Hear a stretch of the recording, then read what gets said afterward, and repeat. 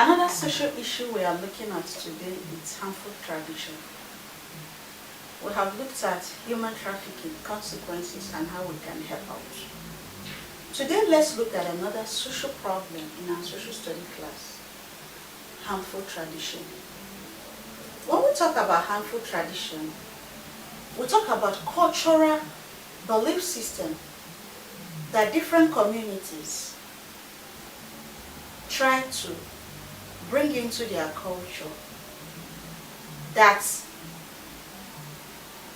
or might not be palatable for others, or that might be harmful for a citizenry.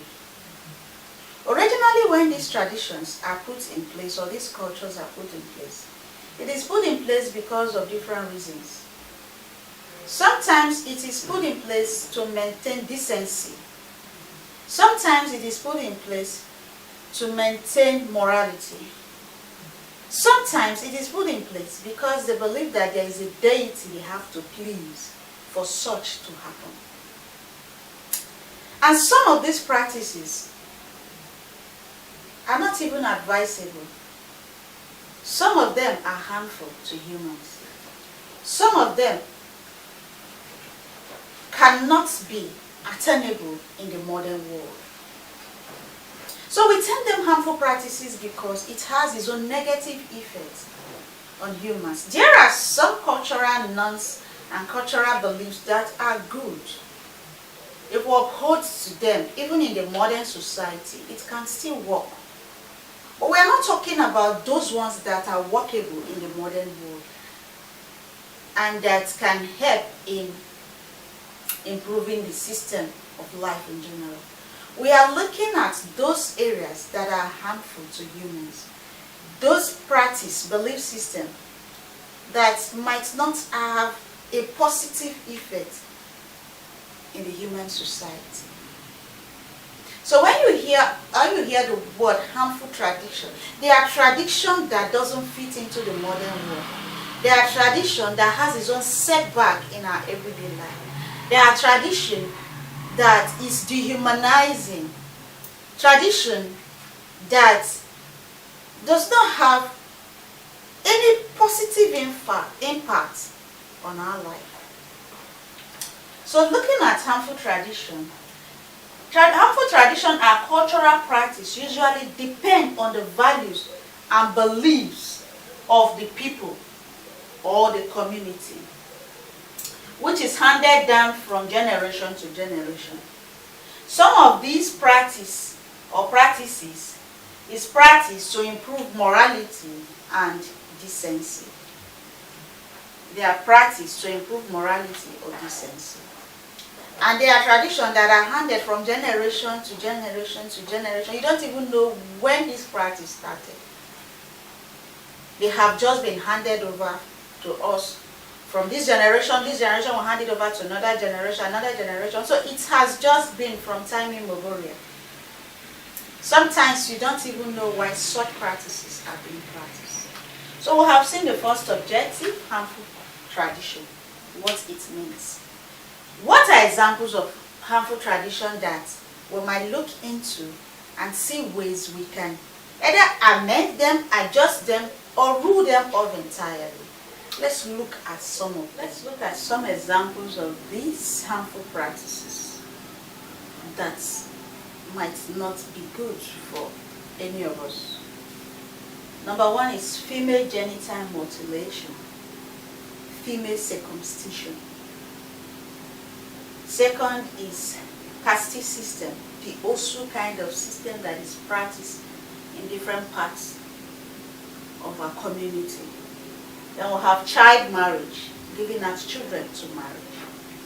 The food taboos, slavery, preference for male children, maltreatment of widows, marrying more than one wife. Let's take them one at a time. Female genital mutilation or female circumcision has to do with the removal of some sexual or some sensitive features in the female sexual organs. It is being cut off. And so these areas that are cut off reduce the sexual sensitivity of a woman. But to this tradition, they felt that virginity is a pride, and so cutting off these areas will make a woman or a girl to be less sexually active, so that the child can remain chaste till marriage. And so if a girl child is born, the child is circumcised to remove those sensitive sexual areas that they think will enable the child to stay a virgin till the child gets married.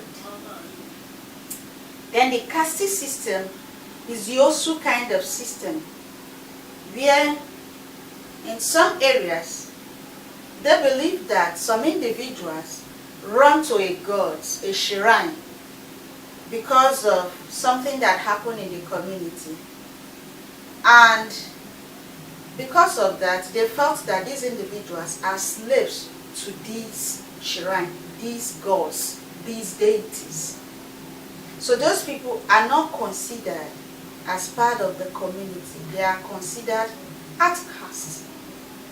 Or maybe the individual does something wrong and is taken to the shrine and sacrificed to the gods. Even if you live in that community, the person is not regarded. The Osu system, for some. Then for some areas, the Osu system is explained as the slavery. So I'm going to explain this next to this number 2. The slavery kind of system is where an individual pays to have possession of another, and the person remain his property, his or her property for life.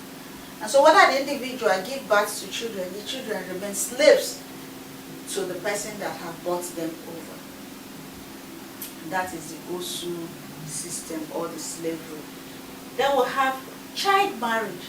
In some part of the country, and in some part of our community, if a girl child is given birth to, another family that have a boy child will come and say, this child, my son, will get married to your son, your daughter. And at that early age, they have come to perform the traditional rituals that shows that that child is a wife to the other family. And so before you know it, they start hurrying this child.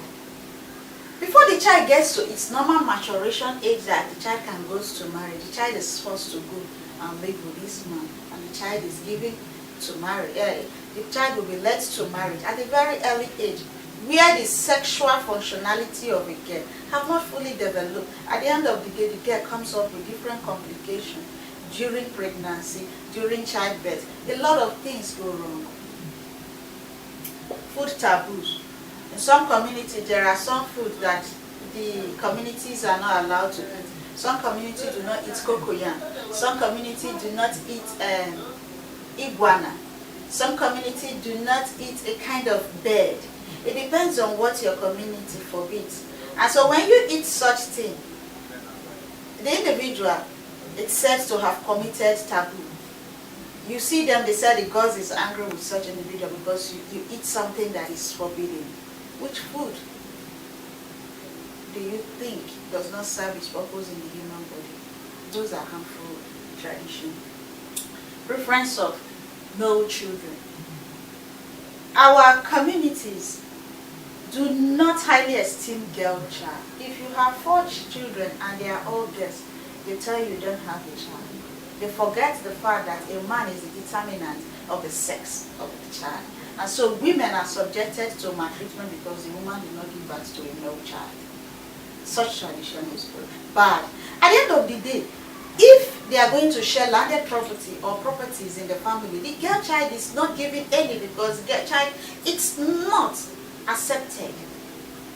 And then education of the girl child is not just it for some community, but today we are seeing advocacy of education of the girl child. We need to hold this to heart.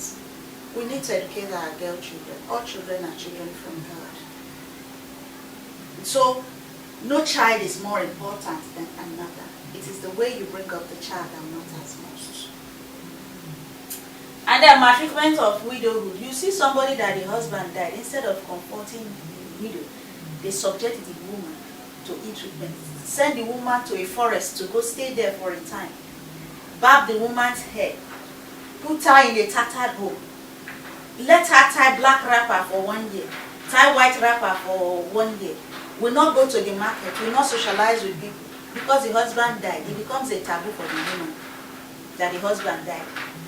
Whether she has hand in the death of the man or not, she's subjected to ill treatment. Such culture is wrong. Then, marrying more than one woman at a time. This is a controversial issue. Some communities still practice it. Some look at it as evil. Some look at it as good, depending on where you look at it. I said some of these laws need to be adjusted. Some have to be written off entirely. A lot of these ones, like the female genital mutilation, the caste system, the child marriage, food taboos, slavery, preference of male children, maltreatment of widows, all of these have to be written on. As of marrying of more than one wife, it is wrong. Biblically, it is wrong. Legally, I don't know. It depends on your preference. But biblically, it is wrong. So it depends on the belief system you want to uphold. But for others, it is all wrong. They are all not good. So these harmful practices, we need to desist from it if we have it in our cultural system. We need to put them off. They are unacceptable. In the modern world where we belong to, they are not accepted. So let's try to work hard to put this whole thing off. We have discussed a social issue today, harmful tradition. Go home, think about it, see areas we can adjust, see areas we can write off, and let's practice a system that will be healthy and better for a better society and an advanced society. It is my pleasure being in Class Online School today. Subscribe if you've not subscribed, share the videos, invite those you think that can benefit from this class. I would like to be here as often as I can until I come your way next class. Thank you.